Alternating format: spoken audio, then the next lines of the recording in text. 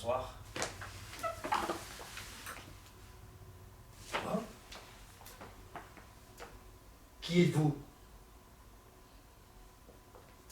Que voulez-vous? Par où êtes-vous entré?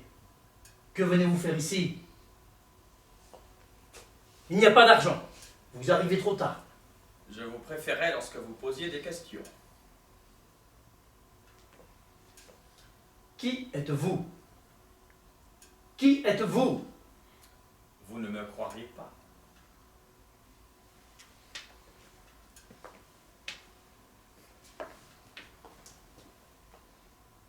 Causons. Voulez-vous? Monsieur, je ne parle pas à un homme qui entre ici par effraction et refuse de se présenter. Très bien, puisque vous insistez.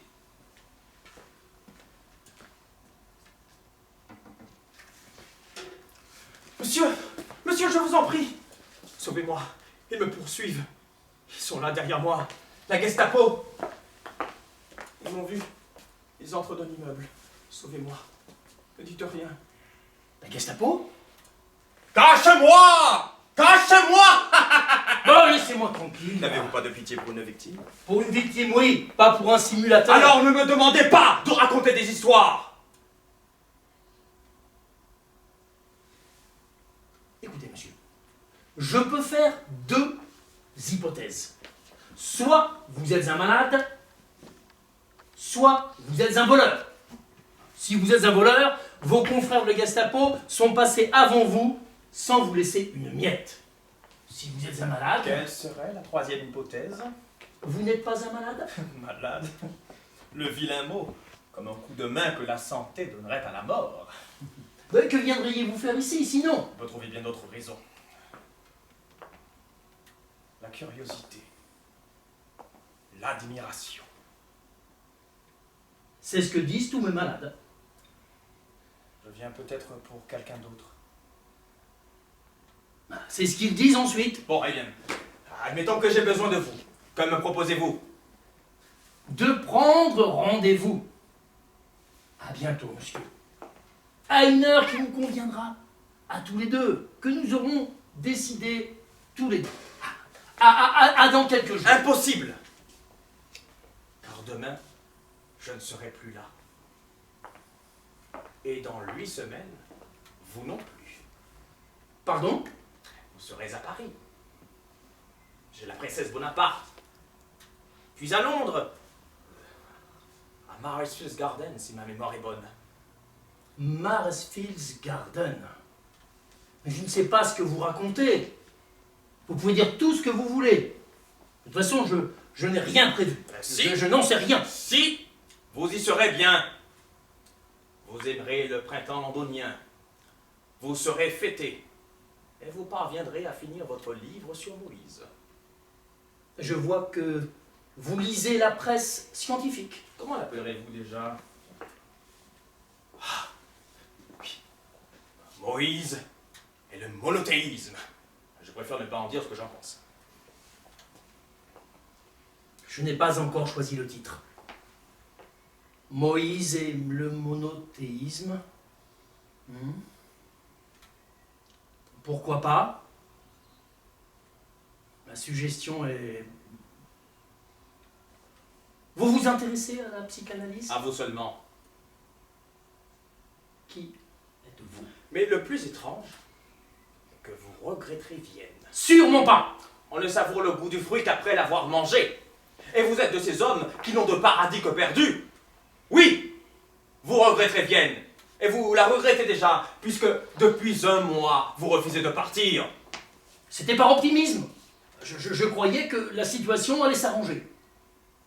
C'était par nostalgie. Vous avez joué en culotte courte dans le prater. Vous avez proclamé vos premières théories dans les cafés. Vous avez marché, enlacé à votre premier amour, le long du Danube. Puis, vous avez voulu mourir dans ces eaux glauques. À Vienne, c'est votre jeunesse que vous laissez. À Londres, vous ne serez qu'un vieillard.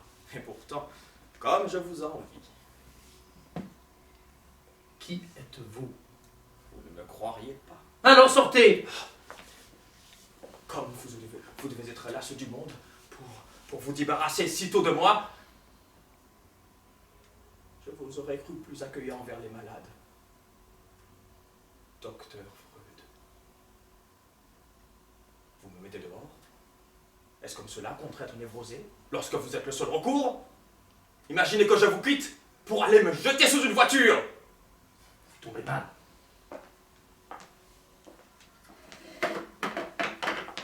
Ce soir, il n'y a plus de Dr Freud. Guérir les autres. Croyez-vous que soigner les hommes m'empêche moi de souffrir? Il est même des soirs où j'en veux presque aux autres de les avoir sauvés. Je suis si seul, moi, avec ma peine, sans recours. Elle reviendra. Anna! Ils la garderont peu de temps. Ils savent très bien qu'ils ne peuvent pas la garder. Et vous la tiendrez dans vos bras lorsqu'elle reviendra. Et vous l'embrasserez. Avec ce bonheur qui n'est pas loin du désespoir.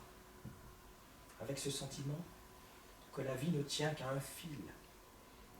Un fil si étroit, si mince, que ce fil se trouve provisoirement retendu.